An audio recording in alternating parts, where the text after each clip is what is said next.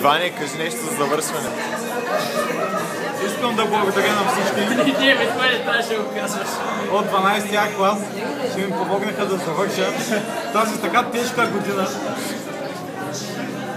Също така искам да благодаря на Георгито Саков, че ми даде сили да завърша това училище от 5-ти клас. Той беше моята мотивация, моята гордост. А ти ще кажеш ли нещо? Ръсна, да кажа нещо. Искам да кажа, че чисто беше моят втори дом. Там правят всички. Защо? С някакъв детствени